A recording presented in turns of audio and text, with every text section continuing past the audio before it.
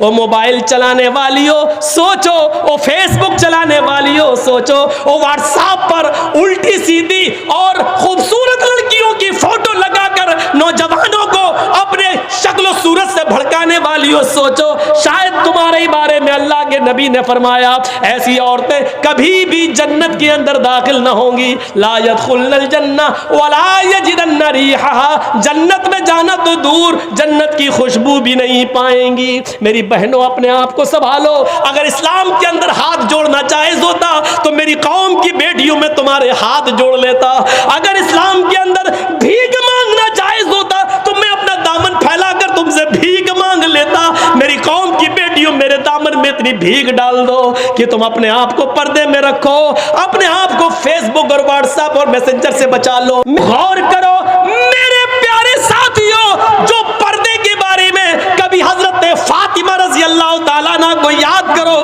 جب ان کی موت کا انتقال کا وقت آیا تو انہوں نے اپنے شوہر سے کہا اے علی میری انتقال کا وقت قریب ہے، مجھے نہیں لگتا کہ میں بچوں گی۔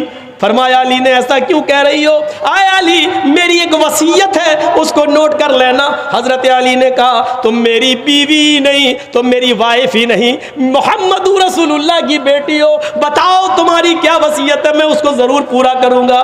کہنے لگی فاطمہ اے علی جب میرا انتقال ہو جائے، جب میں اس دنیا سے رخصت ہو جاؤں، جب میں اس دنیا سے چلی جاؤں تو میرے جنازے کو، میری لاش کو کفن سے ڈھانک دینا، سفید رنگ کا کفن جب میری لاش پر چڑھاؤ تو میری لاش کو میری چارپائی پر بٹھا کر جب قبرستان کی طرف لے کر جاؤ تو اے علی رات کے اندھیرے میں لے جانا، عشاء کی نماز کے بعد مجھے قبر میں دفنانا، دن کے اجالے میں دفن نہ کرنا، میری قبر کو دن میں، میری لاش کو دن میں نہ اتارنا قبر میں۔ حضرت علی نے کہا اے فاطمہ ٹھیک ہے میں ایسا ہی کروں گا، لیکن رات میں ہی کیوں؟ دن میں اگر تمہارا انتقال جلدی ہو گیا اور جلدی دفن ہونے کی نوبت آ گئی تو تم رات کی وصیت کیوں کر رہی ہو؟ دن میں کیوں نہ دفن کروں، رات میں کیوں دفن کروں؟ تو حضرت فاطمہ کا جواب یہ تھا، میری ماں اس جواب کو سنو، میری بہنوں اس جواب کو سنو، اور میری قوم کی بیٹیوں اس جواب کو سنو اور اپنے آپ پر ماتم کرو آج جو تم ننگا ناچ ناچ رہی ہو۔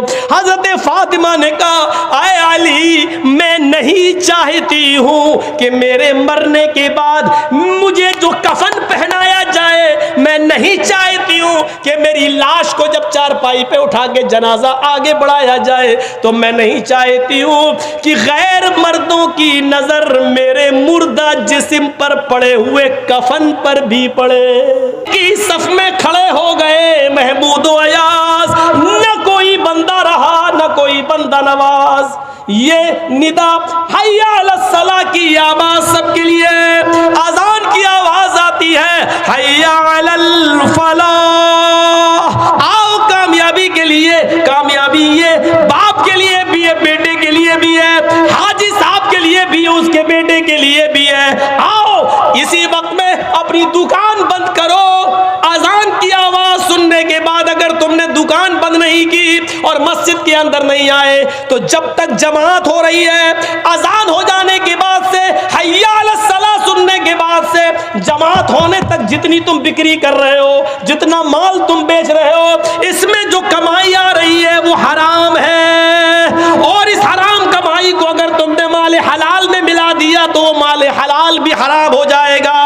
ایک بالٹی پانی میں پیشاب کا ایک قطرہ ڈال دو تو پوری بالٹی پانی ناپاک، ایک لوٹے پانی میں پیشاب کی ایک بوند ڈال دو تو پورا لوٹا پانی بیکار، ایک گلاس پانی میں، فلٹر پانی میں، پانی کی 1 لیٹر کی منرل واٹر کے بوتل کے اندر پیشاب کی ایک بوند ڈال دو تو پورا فلٹر اور منرل واٹر بیکار۔ اسی طریقے سے اتنی دیر جو اذان سے لے کر جماعت تک جو تم نے کمایا ہے اور مسجد میں نہیں گئے، یہ حرام کمائی ہے، اور اس کمائی کو اگر تم نے حلال کمائی کے اندر ملا دیا تو تمہاری حلال کمائی بھی حرام، وہ بھی بیکار۔ حضرت عمر فاروق فجر کی نماز پڑھا رہے ہیں، سنیے ایک اور دردناک واقعہ۔ حضرت عمر فاروق فجر کی نماز پڑھا رہے ہیں، فیروز نامی آدمی چھپا ہوا ہے، مجوسی ابو لولو جس کو کہا جاتا ہے، کھجر خنجر کو زہر میں بجھائے ہوئے چھپا ہوا ہے. جیسی حضرت عمر نے نیت باندھی اللہ اکبر کا، ویسی اس نے بجھا ہوا خنجر حضرت عمر کے پیٹ میں مار دیا. وہ خنجر جب نکالا تو عمر فاروق کا پیٹ ناف سے لے کر، ناف یہ نابھی جس کو بولتے ہیں، جب اس نے خنجر نکالا تو خنجر نے اس نابھی سے لے کر نیچے تک، یعنی جہاں شرمگاہ ہوتی ہے پیشاب کی جگہ، وہاں تک اس پیٹ کو پھاڑ دیا. جب تک عمر فاروق میں طاقت رہی نماز پڑھاتے رہے اور پھر بے ہوش ہو کے گر گئے. ان کو لایا گیا، ایک صحابی آگے بڑھے، انہوں نے نماز پڑھی. ایک صحابی پیچھے سے وضو بنا کے آ رہے تھے، انہوں نے ابو لولو کو بھاگتے ہوئے دیکھا تو پکڑنے کے لیے اپنی چادر اس کے اوپر ڈالی.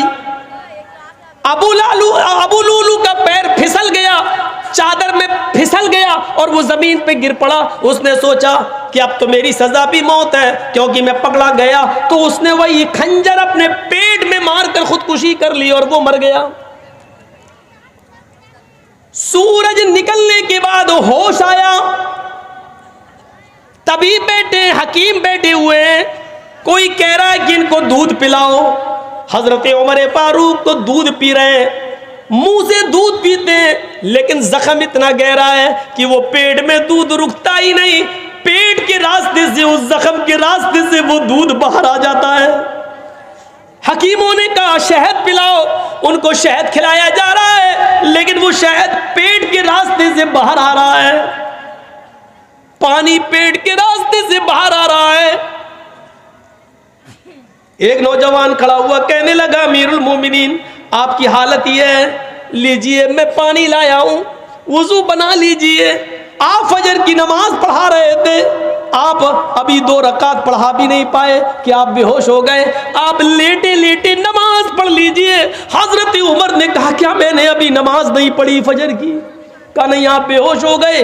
جلدی سے انہوں نے وضو بنایا اور پیٹ پر ایک کپڑا باندھا اور کھڑے ہو کر نماز پڑھی. لوگوں نے کہا اس امیر المومنین بیٹھ کے نہیں لیٹ کے پڑھیے، آپ کو کھڑے ہونے کی ضرورت نہیں، خون زیادہ بہ رہا ہے.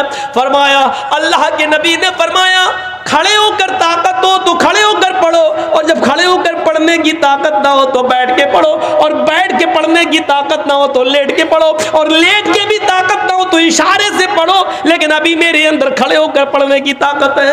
بہرحال انہوں نے پڑھ لی. کھڑے ہو کر نماز ادا کرنے کے بعد جب بستر پر لیٹے تو ایک نے پوچھا امیر المومنین آپ نے تو اس حال میں نماز ادا کر لی، آپ نے تو اس حال میں نماز پڑھ لی، لیکن آپ کے بعد اگر کسی اور مسلمان کا پیٹ پھٹ جائے، کھانا پانی دودھ شہد سب پیٹ سے نکلنے لگے اور وہ بستر پر لیٹا ہوا ہو اور وہ اس حال میں نماز چھوڑ دے تو اس کا کیا حکم ہے؟ اس حال میں اگر چھوڑ دے تو اس کا کیا حکم ہے؟ حضرت عمر نے کہا اس حال میں بھی پڑھنا پڑے گی اگر اس کو ہوش ہے تو. پوچھنے والے نے کیا پوچھا؟